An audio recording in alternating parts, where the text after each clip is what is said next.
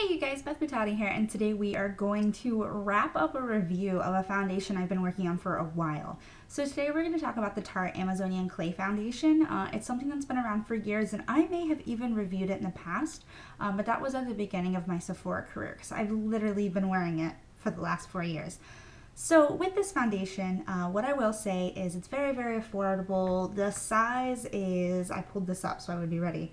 The size is 1.7 ounces for $39. Now it did used to be $38, but in the last 4 years it's only gone up $1. So still a lot of product. You're only using about a pea size to 2 pea size amount when you use it. You don't use very much. And it gives really good coverage really quickly. Other really important notes about it is it looks a lot like skin, slightly matte, not completely a skin glow, but it's very, very similar, and it just looks really, really natural. It was specifically designed for people with acne, but that doesn't mean everybody can't wear it. But what I like about that is it's long wear, it's waterproof, it holds up to oil pretty well, and it doesn't break you out. Now, it is a waterproof foundation, so you have to remove it with waterproof products, so either cleansing oil or you can use a waterproof eye makeup remover and then wash afterwards. But regardless, I recommend removing it with a waterproof makeup remover and then cleansing. Really, really good product. I mean, like I said, I've worn it on and off for the last 4 years. It was one of the first foundations that I found that matched my skin. Back in the day when they had just like 8 shades or whatever, I was fair. And it was the only thing I could wear that would match me. If I can find any of those really old pictures of me wearing it, I will post one up. Maybe even I can find the old review, and if so, I'll link it below. But overall, it was just one of my favorite foundations because I also started breaking out when I first started working at Sephora. So overall, it has just done me really well over the years. As far as they used to be a completely cruelty-free brand, they were purchased by a company called Cosé. So Tarte themselves are still cruelty-free, but their parent company is sold in Sephora China. Cosé is, so I'm assuming that Cosé is not going to be a cruelty-free brand, because at very least they're being sold in mainland China. I've had a hard time finding any other information about Cosé, because everything's in Japanese, and my Japanese is very limited. So just overall, if you're looking for cruelty-free as far as the brand itself, and it's a vegan formula. It has been for a very long time. It's a gluten-free formula as well. Many of you know I avoid gluten now as much as possible.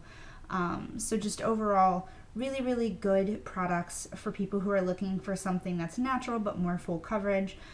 It wears really well. I used to be oily, then I was oily combination, and now I'm dry combination. So as long as you're not dry and flaky. If you're dry and flaky, you can still wear it, but you're going to want to exfoliate beforehand or it will show your flaky patches. So today I recorded just kind of me applying it because I didn't really like the other clips I had of me putting it on.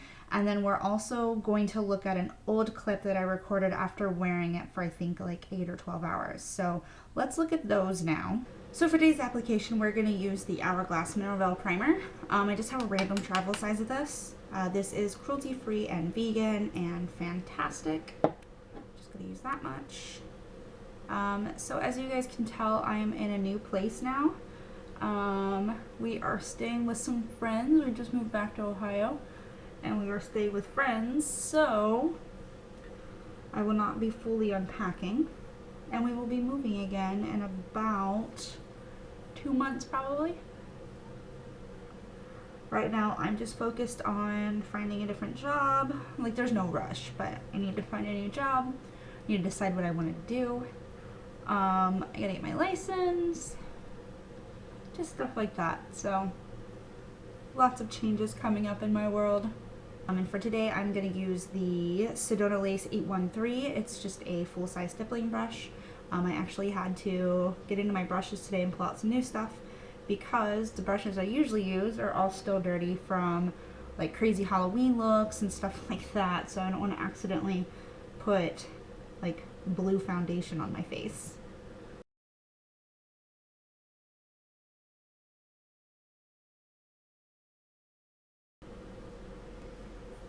Then we're going to put on a little bit of the Tarte Maracuja Creaseless Concealer.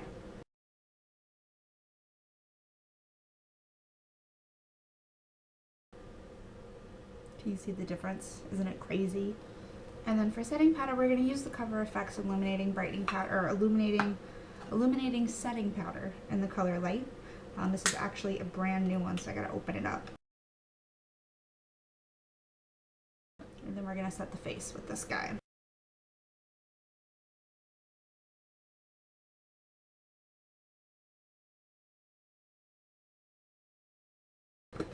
So you can see that is how that will look.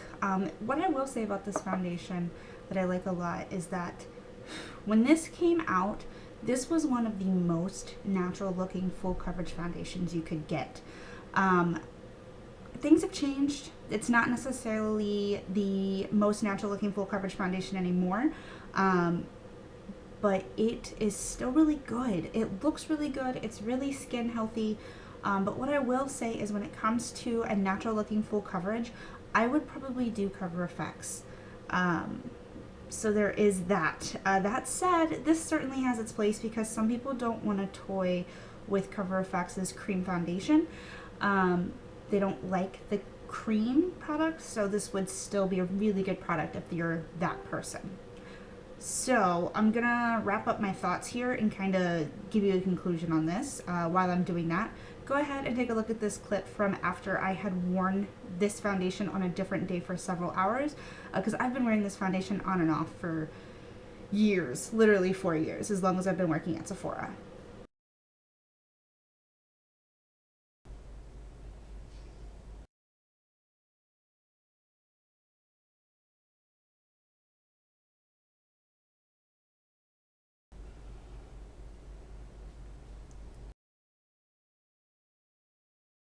Today we're going to actually apply it with the Real Technique sponge instead of a brush. I just feel like it goes on a little bit more smoothly.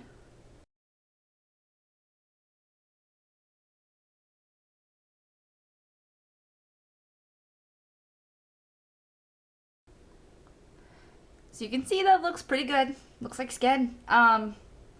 We are going to wear this for the day. I actually have to walk up to the Walmarts and get the Zyrtex, so it's gonna be like my typical walk to work. It's like a mile-ish. It is 11:44, so I will try to remember to do a follow-up video tonight so you guys can see how it wears. And outside of that, now you guys can see what it looks like when you apply it with a beauty blender, and it just looks really, really natural.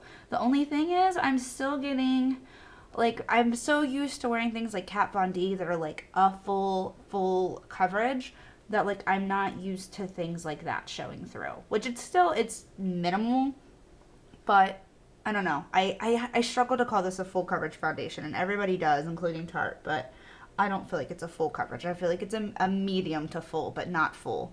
So let's go to Wally World.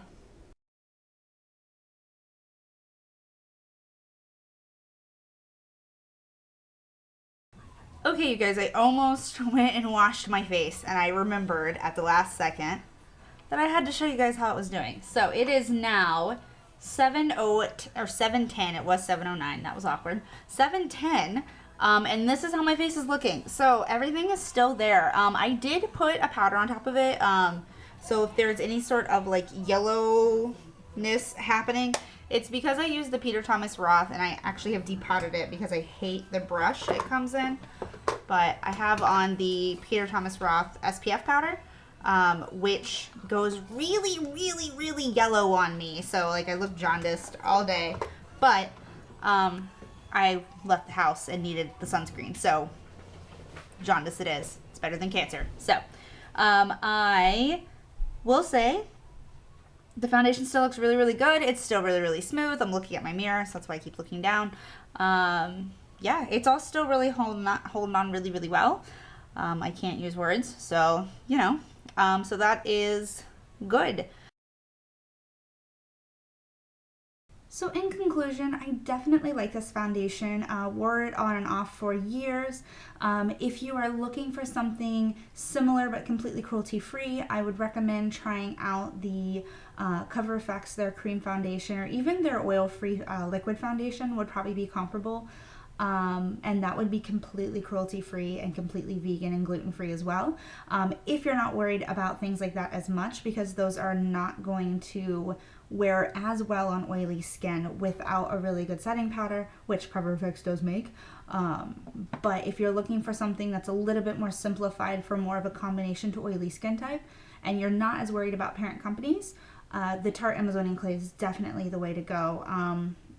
I don't know if I ever saw it clear up my breakouts, which is something that the foundation has been known to do, but it certainly didn't break me out more, and that's the most important part. I can deal with my own breakouts on my, with care and maintenance, but I can't deal with a foundation that makes me break out worse. So overall, I would say if you're interested in the foundation, I definitely give it 2 thumbs up. And then as long as you're not worried about parent companies, there is literally no reason to not give it a try. It's very affordable. You get a lot of product. And I think the first tube I had of it lasted me over a year. So hopefully this has been helpful. If there are any other foundations you guys would like me to review, let me know. If I think of anything that I missed in this video, it will be in the down bar below. And I will talk to you guys soon. Bye.